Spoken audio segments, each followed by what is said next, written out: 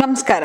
ನೋಡಿ, ಹಲವಾರು ನಾನು ಈಗ ರೀಸೆಂಟ್ ಆಗಿ ಎಷ್ಟೋ ಜನ ನನ್ನ ಹತ್ರ ಬರೋರಿಗೆ ಮುಖ್ಯ ಕಾರಣ ಎಲ್ಲವೂ ಸರಿಯಾಗಿರುತ್ತೆ, ಜೀವನದಲ್ಲಿ ಏನೋ ಒಂದು ಕಳ್ಕೊಂಡಿರೋ ತರ, ಏನೋ ಒಂದು ಮಿಸ್ಸಿಂಗ್ ಫ್ಯಾಕ್ಟರು, ಗೊತ್ತಿಲ್ಲದ ಹಾಗೆ ಭಯ, ಆತಂಕ, ಏನೋ ಒಂಥರ ರೆಸ್ಟ್ಲೆಸ್ನೆಸ್ ಇರುತ್ತೆ.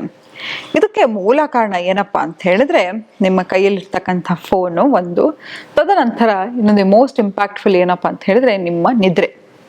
ಯಾರು ನೋಡಿ ಕರೆಕ್ಟಾಗಿ ಊಟ ಮಾಡ್ತಾ ಇರ್ತಾರೆ, ಕೆಲಸ ಮಾಡ್ತಿರ್ತಾರೆ, ಪಾಸಿಟಿವ್ ಥಿಂಕಿಂಗ್ ಇಟ್ಕೊಂಡಿರ್ತಾರೆ, ಎಲ್ಲವೂ ಸರಿ, ಸರಿಯಾಗಿ ನಿದ್ರೆ ಮಾಡದೇ ಇದ್ರೆ ನಿದ್ದೆ ಕೆಟ್ಟಿಯೋ ಬುದ್ಧಿ ಕೆಟ್ಟಿಯೋ ಅಂತಾನೆ ಗಾದೆ ಇದೆ.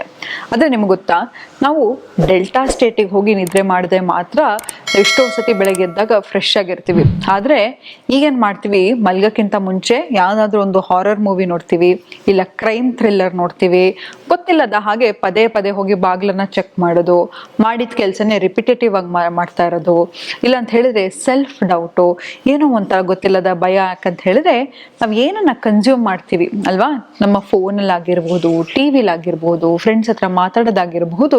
ಯಾಕಂತ ಹೇಳಿದ್ರೆ ನಿಮ್ಮ ಕಾಗ್ನೇಟಿವ್ ಬಿಹೇವಿಯರ್ ಹೇಗೆ ಡೆವಲಪ್ ಆಗುತ್ತಪ್ಪ ಅಂದ್ರೆ what you see, what you hear, what you talk, ಇದೆಲ್ಲವೂ ಕೂಡ ನೀವು ಆಗ್ತಾ ಹೋಗ್ತೀರಾ.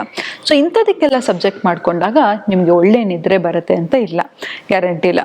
ಮತ್ತೇನಾಗತ್ತೆ ಅಂತ ಹೇಳಿದ್ರೆ ಮಲಗಿದ್ರು ಕೂಡ ಏನೋ ಒಂಥರ ಡಿಸ್ಟರ್ಬೆನ್ಸ್ ಇರುತ್ತೆ, ಕೆಟ್ಟ ಕನಸುಗಳು ಬೀಳೋದಾಗಿರಬಹುದು, ಅಥವಾ ಯಾರೋ ನಿಮ್ಮನ್ನ ಚೇಸ್ ಮಾಡ್ಕೊಂಡು ಬಂದಂಗೆ ಅನ್ಸೋದು, ಎಲ್ಲೋ ಕಡೆ ಹೋಗಿ ಸಿಕ್ಕಾಕೊಂಡಂಗೆ ಅನ್ಸೋದು, ಇದೆಲ್ಲವೂ ಕೂಡ ಆಗ್ತಾ ಇರುತ್ತೆ.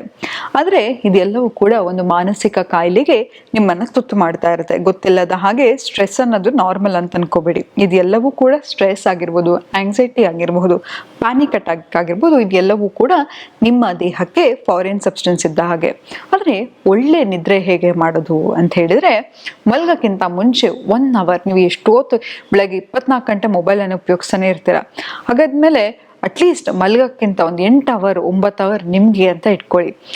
ರೆಸ್ಟ್ ಟೈಮಲ್ಲಿ ಯಾವುದೇ ಕಾರಣಕ್ಕೂ ಮೊಬೈಲ್ ಆಗಿರಬಹುದು, ಫೋನ್ ಆಗಿರಬಹುದು, ಇದನ್ನ ತಗೊಂಡು ಬರ್ಲಿಕ್ಕೆ ಹೋಗ್ಬೇಡಿ. ಅಥವಾ ಟಿವಿಯನ್ನು ನೋಡೋದಾಗಿರ್ಬಹುದು, ಯಾವುದೇ ರೀತಿಯ ನೆಗೆಟಿವ್ ಸುದ್ದಿಗಳಾಗಿರ್ಬೋದು, ಯಾವುದೇ ರೀತಿಯ ನ್ಯೂಸ್ಗಳಾಗಿರ್ಬೋದು, ಇದು ಯಾವುದನ್ನು ನೋಡ್ಲಿಕ್ಕೆ ಹೋಗ್ಬೇಡಿ. ಯಾಕಂತ ಹೇಳಿದ್ರೆ ಪ್ರಪಂಚದಲ್ಲಿ ಯಾವುದೋ ಒಂದು ಮೂಲೆಯಲ್ಲಿ ಆಗ್ತಾ ಇರೋದು ಕೂಡ ಇಲ್ಲೇ ಆಗ್ತಾ ಇರೋ ರೀತಿ ನಿಮಗೆ ಫೀಲ್ ಆಗ್ತಾ ಹೋಗುತ್ತೆ. ಕೆಟ್ಟ ನ್ಯೂಸ್ಗಳನ್ನು ನೋಡೋದಾಗಿರಬಹುದು, ಎಲ್ಲೋ ಏನೋ ಆಗಿರ್ತಕ್ಕಂಥದ್ದಾಗಿರ್ಬೋದು, ಇದೆಲ್ಲವೂ ಕೂಡ ನಿಮಗೆ ಗೊತ್ತಿಲ್ಲದ ಹಾಗೆ ನಿಮ್ಮ ಮೈಂಡಲ್ಲಿ ಇಂಪ್ಯಾಕ್ಟ್ ಮಾಡ್ತಾ ಹೋಗುತ್ತೆ.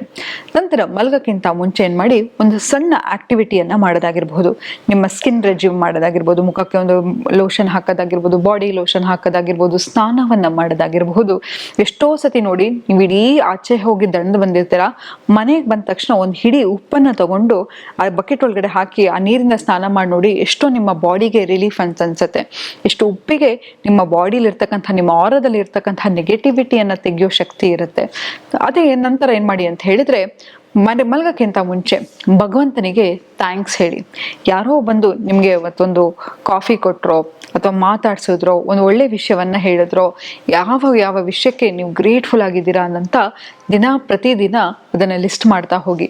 ತದನಂತರ ನಾಳೆ ಹೇಗಿರ್ಬೇಕು, ನಾಳೆ ಆಗೋದಕ್ಕೆ ನಾನು ಮಲಗಕ್ಕಿಂತ ಮುಂಚೆ ಏನ್ ಮಾಡ್ತೀನಪ್ಪ ಅಂತ ಹೇಳಿದ್ರೆ, ಭಗವಂತ ಇವತ್ತು ಏನ್ ಒಳ್ಳೇದೇ ಆಗಿದೆಯೋ ಅದಕ್ಕೆ ಥ್ಯಾಂಕ್ಸ್, ಏನ್ ಕೆಟ್ಟದಾಗಿದೆಯೋ ಕೂಡ ಅದಕ್ಕೂ ಥ್ಯಾಂಕ್ಸ್. ಯಾಕಂತ ಹೇಳಿದ್ರೆ ನನಗೆ ಪಾಠ ಕಲೀಲಿಕ್ಕೆ ಒಂದು ಚಾನ್ಸ್ ಸಿಕ್ತು. ತದನಂತರ ನಾಳೆ ಆಗೋ ಬ್ಯೂಟಿಫುಲ್ ಡೇಗೆ ಕೂಡ ಥ್ಯಾಂಕ್ಸ್ ಅಂತ ಹೇಳಿ ಮಲಗ್ತೀನಿ. ಯಾವಾಗ ಪ್ರತಿ ಸತಿ ನೀವು ಗ್ರೇಟ್ಫುಲ್ ಆಗಿರ್ತೀರಾ ನೋಡಿ, ಸೋ ಮೆನಿ ಪ್ರೂವನ್ ರಿಸರ್ಚ್, ಯಾವಾಗ ನೀವು ತುಂಬಾ ಗ್ರೇಟ್ಫುಲ್ ಆಗಿರ್ತೀರಾ, ನಿಮ್ಮ ಬ್ರೈನ್ ವೇವ್ಸ್ ಅಲ್ಲೂ ಕೂಡ ವ್ಯತ್ಯಾಸ ಇರುತ್ತೆ. ನೀವು as a most positive person ಆಗಿ ರಿಫಾರ್ಮ್ ಆಗ್ತಾ ಹೋಗ್ತೀರಾ. ಹಾಗಾಗಿ ಸಣ್ಣ ಸಣ್ಣ ವಿಷಯಕ್ಕೂ ಗ್ರೇಟ್ಫುಲ್ ಆಗಿರಿ. ಮಲ್ಗಕ್ಕಿಂತ ಮುಂಚೆ ಯಾವುದಾದ್ರೂ ಒಂದು ರೀತಿಯ ಕೆಮೊಮೈಲ್ ಟೀ ಕುಡಿಯೋದಾಗಿರ್ಬೋದು, ಹಾಲಿಗೆ ಅರಿಶಿನ ಅಥವಾ ಕೇಸರಿಯನ್ನ ಹಾಕಿ ಕುಡಿಯೋದಾಗಿರ್ಬಹುದು, ಅನುಲೋಮ್ ವಿಲೋಮ್ ಮಾಡೋದಾಗಿರ್ಬಹುದು, ಅಥವಾ ಬಾಕ್ಸ್ ಬ್ರೀತಿಂಗ್. ಹೇಗಪ್ಪ ಅಂತ ಹೇಳಿದ್ರೆ, inhale to the count of 4, 1 2 3 4, hold your breath, 1 2 3 4, release it to the count of 4. ಇದನ್ನ ಮಾಡೋದಾಗಿರ್ಬೋದು. ಮತ್ತೆ ಮಲ್ಗಕ್ಕಿಂತ 3 ಅವರ್ ಅಥವಾ 4 ಅವರ್ ಮುಂಚೆ ಯಾವುದೇ ರೀತಿಯ ಹೆವಿ ಆಹಾರವನ್ನ ತಿನ್ನಕ್ ಹೋಗ್ಬಿಡಿ. ಅದರಲ್ಲೂ ಎಸ್ಪೆಷಲಿ ನಾನ್ ವೆಜ್ ಆಗಿರ್ಬೋದು. ಯಾಕಂತ ಹೇಳಿದ್ರೆ ಎಷ್ಟೋ ಸತಿ ನಾವು ತಿಂದಾದ ತಕ್ಷಣ ನಮ್ಗೆ ಜೀರ್ಣಶಕ್ತಿ, ಹೇಗೆ ಸೂರ್ಯನ ಕಿರಣ ಕಮ್ಮಿ ಆಗ್ತಾ ಹೋಗುತ್ತೋ ನಮ್ಮ ಜೀರ್ಣಶಕ್ತಿಯು ಕಡಿಮೆ ಆಗ್ತಾ ಹೋಗುತ್ತೆ. ಹಾಗಿರ್ಬೇಕಾದ್ರೆ ನೀವು ನೋಡಿರ್ಬೋದು, ಎಷ್ಟೋ ಸಮುದಾಯಗಳು ಸನ್ಸೆಟ್ ಆಗೋ ಮೊದಲೇ ಊಟವನ್ನ ಮಾಡ್ತಾ ಹೋಗ್ತಾರೆ.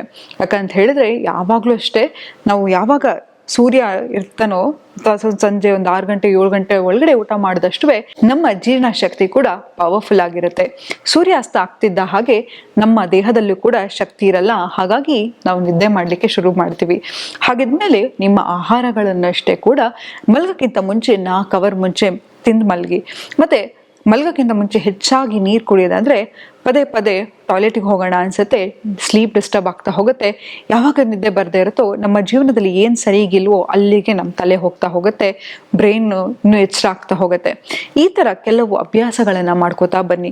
ನೋಡಿ, ಈ ಜೀವನದಲ್ಲಿ ನಾನು ನೆಮ್ಮದಿಯಾಗಿರ್ಬೇಕು ಅಂತ ಹೇಳಿದ್ರೆ ಏನನ್ನ ಹುಡ್ಕಕ್ಕೆ ಸಾಧ್ಯನೋ ಅಷ್ಟನ್ನು ಮಾತ್ರ ಹುಡುಕ್ತಾ ಹೋಗೋಣ. ಬೇಡದ ವಿಷಯಗಳಿಗೆ ಇನ್ನೋಸೆನ್ಸ್ ಇಸ್ ಬ್ಲಿಸ್ ಅಂತ ಹೇಳ್ತಾರೆ. ಇವತ್ತು ನೋಡಿ, ನಿಮ್ಮ ಅಜ್ಜಿ ತಾತ ನೋಡಿದ್ರೆ ನಿಮ್ಗೆ ಎಷ್ಟು ಖುಷಿ ಆಗತ್ತಪ್ಪ ಅಂತ ಹೇಳಿದ್ರೆ ಎಷ್ಟು ಇನ್ನೋಸೆಂಟ್ ಅನ್ಸ್ತಾರಲ್ವಾ. ಇನ್ನೋಸೆನ್ಸ್ ಇಸ್ ಬ್ಲಿಸ್ಫುಲ್ ಅಂತ ಹೇಳ್ತಾರೆ. ಎಷ್ಟೋ ಸತಿ ನಮಗೆ ಬೇಡದ ವಿಷಯಗಳು, ಬೇಡದ ನ್ಯೂಸ್ಗಳನ್ನ ಕೇಳ್ತಾ ಕೇಳ್ತಾ ನಮ್ಮ ಮನಸ್ಥಿತಿನ ಹಾಳು ಮಾಡ್ಕೊಳ್ಳೋ ಬದಲು ಎಷ್ಟು ಬೇಕು ಒಳ್ಳೆ ವಿಷಯವನ್ನ ನೋಡೋಣ, ಕಾಮಿಡಿ ಮೂವಿಯನ್ನ ನೋಡೋಣ, ಫ್ರೆಂಡ್ಸ್ ಹತ್ರ ಮಾತಾಡಿದ್ರೆ ಒಳ್ಳೆ ವಿಷಯವನ್ನ ಮಾತಾಡ್ತಾ ಹೋಗೋಣ, ಎಲ್ಲ ಎಷ್ಟು ನೆಮ್ಮದಿಯಾಗಿ ಏನೇನು ಇರಲಿಕ್ಕೆ ಏನೇನು ಬೇಕೋ ಅದೆಲ್ಲವನ್ನು ಸಂಗ್ರಹಣ ಮಾಡ್ತಾ ಹೋಗೋಣ. ಯಾವುದೇ ನಮ್ಮ ಲೈಫಲ್ಲಿ ಬೇಡವೋ ಅದನ್ನೆಲ್ಲ ಬಿಡ್ತಾ ಬರೋಣ ಅಂತ ಹೇಳ್ತಾ ಇವತ್ತಿನ ಸಂಚಿಕೆಯನ್ನು ನಾನು ಮುಕ್ತಾಯಗೊಳಿಸಿದ್ದೀನಿ. ಧನ್ಯವಾದಗಳು.